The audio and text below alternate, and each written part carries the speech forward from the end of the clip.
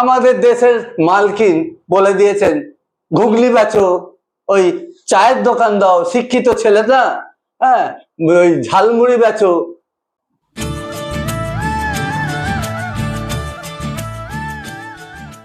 কিরে, এইভাবে বসে আছিস কেন? কিচ্ছু ভাল লাগছে না, কি যে করব কিছু বুঝতে পারছি না। না বোঝার কি আছে?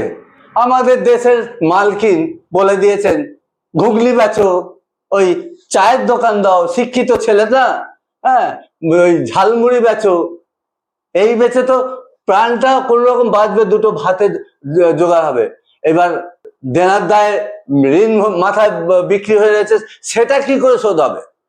এদিকে আবার ভেবে দেখো, ওদিকে কিন্তু আবার 32,000 প্রাইমারি টিচার্স ধেয়ে আসছে। এখন যদি সেইটা ডিক্লেয়ার হয়, এখনো ডিক্লেয়ার হয়নি, যদি সেটা ডিক্লেয়ার হয় তাহলে কত বেকারত্ব বাড়বে।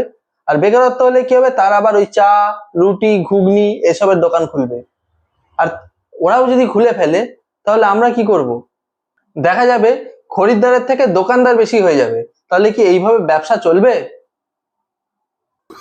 না চললে তাদের কি আছে, কি আসে যায় তাদের? হ্যাঁ, আমরা খেতে পাই আর না পাই তাদের তো দেখার দরকার নেই। তারা তো আমাদের দেশের মালকিন, সে তো বলেই দিয়েছে ঘুগনি বেচে খাও, শিক্ষিত ছেলে, ঝালমুড়ি বেচো, হ্যাঁ, মানে যে কোনো একটা কিছু করে খাও, বলে দিয়েছে। তাহলে আমাদের দেশের রাজা যেরকম, প্রজাও সেরকম। আর দুদিন পরে তাদের পেছনে আবার তোমাদের যেতেই হবে ভিড় বাড়াবার জন্য।